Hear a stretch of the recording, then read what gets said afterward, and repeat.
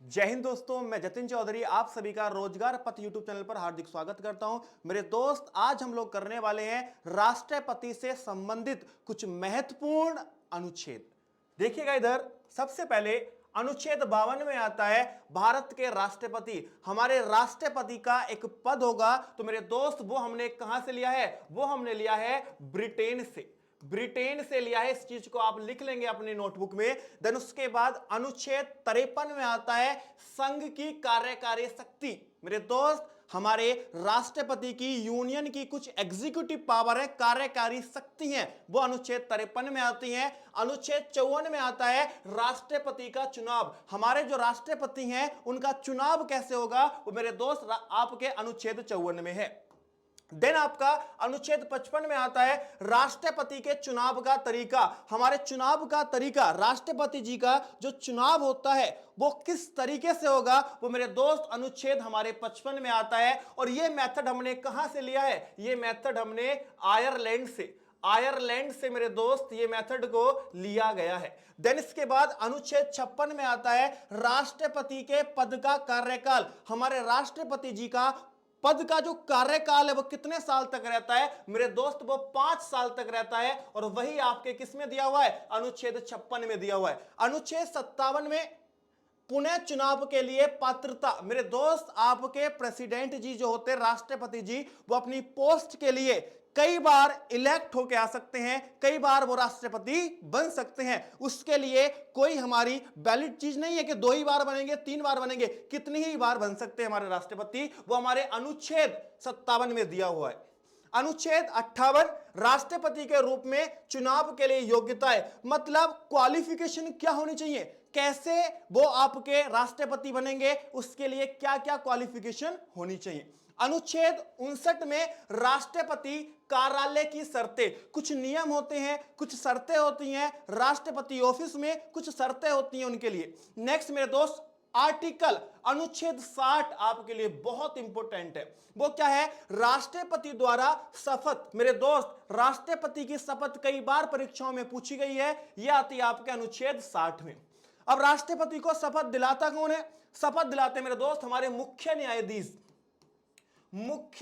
न्यायाधीश मेरे दोस्त क्या करते हैं? आपके राष्ट्रपति जी को शपथ दिलाते हैं। और आर्टिकल अनुच्छेद 60 में आता है मेरे दोस्त आर्टिकल 61, अनुच्छेद 61 में भी आप लोग निशान लगा लेंगे राष्ट्रपति जी का महाभियोग, कि राष्ट्रपति जी का आपका इंपीचमेंट कैसे होता है, महाभियोग कैसे होता है, तो वो आर्टिकल 61 में है। और महाभियोग हमने कहां से लिया है मेरे दोस्त? ये हमने अमेरिका से लिया है। कहां से? अमेरिका से लिया है। मेरे दोस्त याद रखेंगे, ये कुछ आर्टिकल्स हैं, कुछ अनुच्छेद हैं हमारे राष्ट्रपति जी से संबंधित। देन इसके बाद हम क्वेश्चंस प्रैक्टिस करते हैं। ध्यान से देखो, पहला क्वेश्चन आपका, राष्ट्रपति को पद की शपथ कौन दिलाते हैं? तो मेरे दोस्त भारत के मुख्य न्यायाधीश।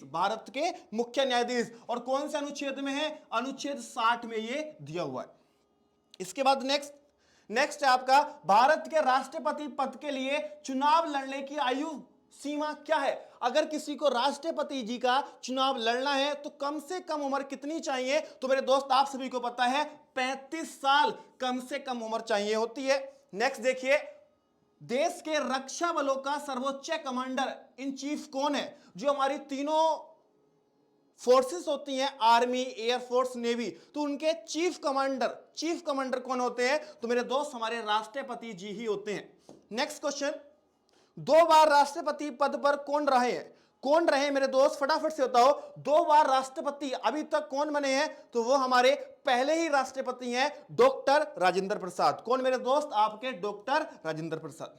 नेक्स्ट देखिएगा, निम्नलिखित में से किस व्यक्ति को राष्ट्रपति पद के लिए निर्विरोध चुना गया है? ऐसे कौन से राष्ट्रपति थे जो निर्विरोध चुने गए थे? उनके अपोजिट में कोई भी मेंबर नहीं था। तो मेरे दोस्त उनका आंसर हो जाएगा आपके निर्मल संजीव रेड्डी। और ये कब बने थे? 1977 में ये आपके मेरे दोस्त निर्विरोध आपके राष्ट्रपति चुने गए थे।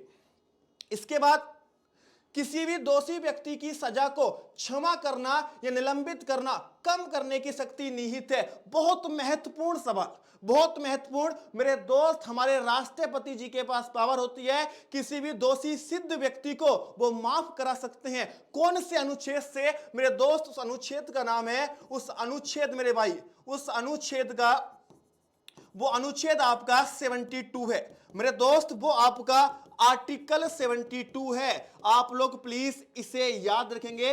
आपके आर्टिकल 72 के हिसाब से आपके राष्ट्रपति किसी की भी मतलब जो दोषी सिद्धि व्यक्ति होते हैं, जो उन्हें सजा मिली होती है, उसे माफ कर सकते हैं।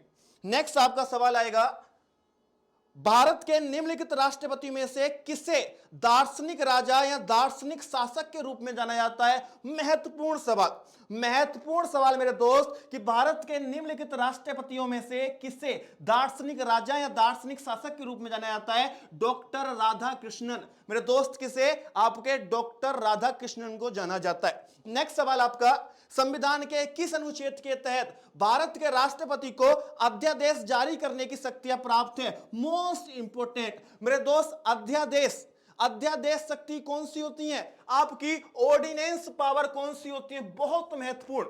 ये वो पावर है जब हमारी संसद वर्किंग ना करे, हमारी संसद हमारे संसद कार्यकाल में ना हो, तो हमारे राष्ट्रपति के पास पावर होती है कि वो रैंडम अचानक कानून बना सकते हैं। और मेरे दोस्त वो आता है आपके अनुच्छेद, मेरे दोस्त वो आता है आपके अनुच्छेद 123 में, आपके आर्टिकल 123 में ऑर्डिनेंस पावर ऑफ प्रेसिडेंट आती हैं। तो मेरे दोस्त आपके सामने होगा अनुच्छेद 123।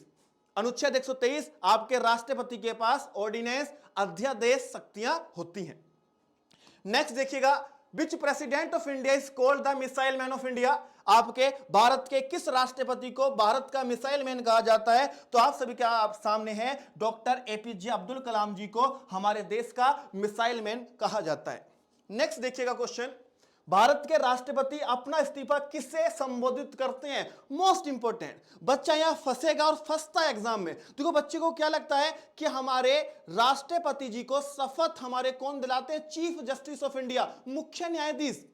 तो बच्चे को यह लगता है कि उनका जो रेजिग्नेशन, जो उनका त्याग पत्र होगा, वो भी आपके मुख्य न्यायाधीश को देंगे। पर मेरे दोस्त आप गलत सोच रहे हो। वो अपना रेजिग्नेशन लेटर, अपना त्याग पत्र किसे देते हैं? आपके उपराष्ट्रपति जी को देते हैं। तो भारत के उपराष्ट्रपति जी को दिया जाता है। मोस्ट इंपोर्टेंट क्वेश्चन था।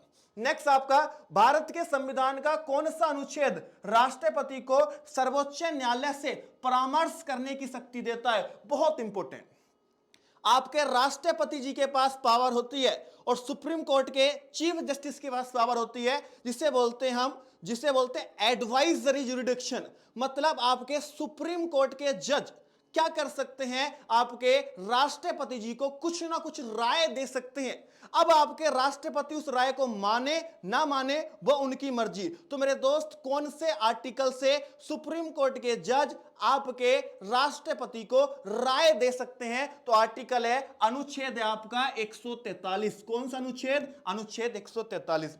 एंड ये क्वेश्चन आपका, स्वतंत्र भारत के प्रथम राष्ट्रपति कहां से थे? और ये यूपी पुलिस में पूछा जा चुका क्वेश्चन है। ये सभी को पता होता है कि पहले राष्ट्रपति हमारे डॉक्टर राजेंद्र प्रसाद थे, बट वो कहां से थे मेरे दोस्त? वो बिहार, पटना के मूल निवासी थे। पटना में उनका क्या हुआ था? जन्म हुआ था। तो बिहार के रहने वाले थे। मेरे प्यारे दोस्तों, आज का ये 10 मिनट का शो आपका यहीं पे समाप्त होता है। मेरे दोस्तों, अगर आपको, मैं आज कहूंगा आपसे, अगर आपको ये सेशन, ये शो अच्छे लग रहे हैं तो ज्यादा से ज्यादा सब्सक्राइब करना, और सब्सक्राइब से भी ज्यादा आपको ये हर बच्चे तक इस सेशन को पहुंचाना है।